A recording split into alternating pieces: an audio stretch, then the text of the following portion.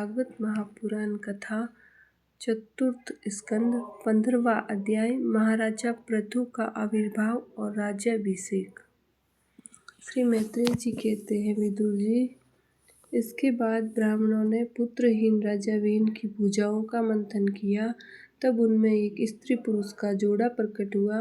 ब्रह्मवादी ऋषि उस जोड़े को उत्पन्न हुआ देख और उसे भगवान का अंश जान बहुत प्रसन्न हुए और बोले। ऋषियों ने कहा, यह पुरुष भगवान विष्णु की विश्व पालिनी कला से प्रकट हुआ है और यह स्त्री उन परम पुरुष की अन्नपायिनी कभी अलग न होने वाली शक्ति लक्ष्मी जी का अवतार है।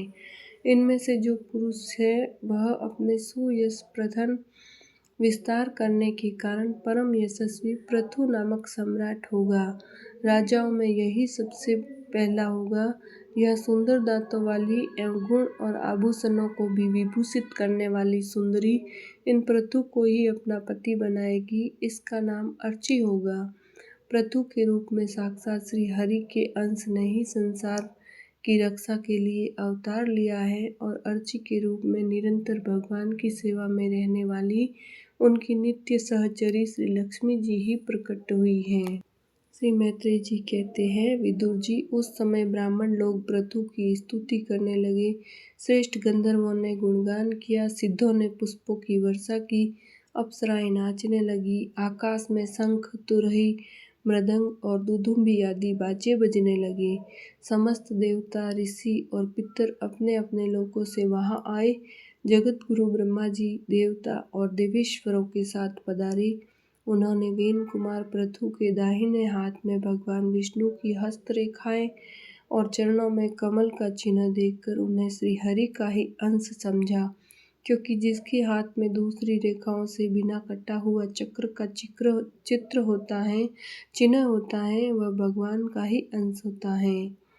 वेदवानी ब्राह्मणों ने महाराजा पृथु के अभिषेक का आयोजन किया। सब लोग उसकी सामग्री जुटाने में लग गए। उस समय नदी, समुद्र, पर्वत, सर्प, गौ, पक्षी, मृग, स्वर्ग, पृथ्वी तथा अन्य सब प्राणियों ने भी उन्हें तरह तरह के उपहार भेंट किए।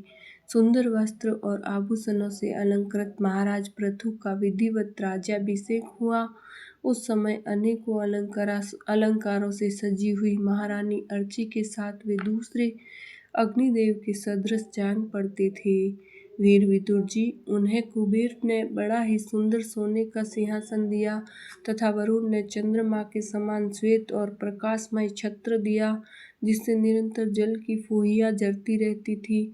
वायु ने 2 चंवर, धर्म ने कीर्तिमयी माला, इंद्र ने मनोहर मुकुट, यम ने दमन करने वाला दंड, ब्रह्मा ने वेदमय कवच, सरस्वती ने सुंदर हार, विष्णु भगवान ने सुदर्शन चक्र, विष्णु प्रिया लक्ष्मी जी ने अविचल संपत्ति, रुद्र ने 10 चंद्राकार चिन्हों से युक्त कोश वाली तलवार, अंबिका जी ने 100 चंद्राकार चिन्हों वाली ढाल, चंद्रमा ने अमृतमय अश्व, त्वष्टा विश्वकर्मा ने सुंदर रथ, अग्नि ने बकरे और गौ के सिंगों का बना हुआ सुदृढ़ धनुष, सूर्य ने तेजोमय बाण, पृथ्वी ने चरण स्पर्श मात्र से अभीष्ट स्थान पर पहुंचा देने वाली योगमयी पादुकाएं, आकाश के अभिमानी ध्यो देवता ने नित्य नूतन पुष्पों की माला, आकाश विहारी सिद्ध गंधर्व आदि नाचने लगे, बजाने और अंतर्ध्यान हो जाने की शक्तियां, ऋषियों ने अमोघ आशीर्वाद, समुद्र ने अपने से उत्पन्न हुआ शंख तथा 7 समुद्र,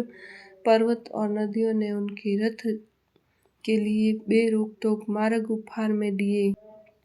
इसके पश्चात सूत, मागध और वंदीजन उनकी स्तुति करने के लिए उपस्थित हुए। तब उनकी स्तुति करने वालों का अभिप्राय समझकर वेन पुत्र परम प्रतापी महाराज पृथु ने हंसते हुए मेघ के समान गंभीर वाणी में कहा।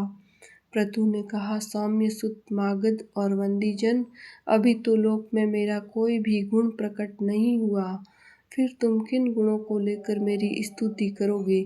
मेरे विषय में तुम्हारी वाणी व्यर्थ नहीं होनी चाहिए, इसलिए मुझसे भिन्न किसी और की स्तुति करो। मृदुभाषियों, कालांतर में जब मेरे अप्रकट गुण प्रकट हो जाए, तब भरपेट अपनी मधुर वाणी से मेरी स्तुति कर लेना। देखो, शिष्ट पुरुष पवित्र कीर्ति श्री हरि के गुणानुवाद के रहते हुए तुच्छ मनुष्यों की स्तुति नहीं किया करते।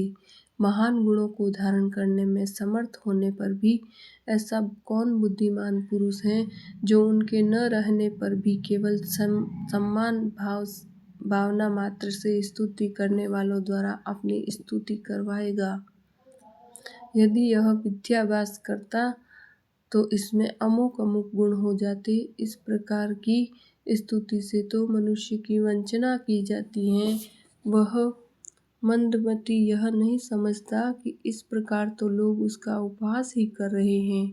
जिस प्रकार लज्जाशील उदार पुरुष अपने किसी निंदित पराक्रम की चर्चा होनी बुरी समझते हैं,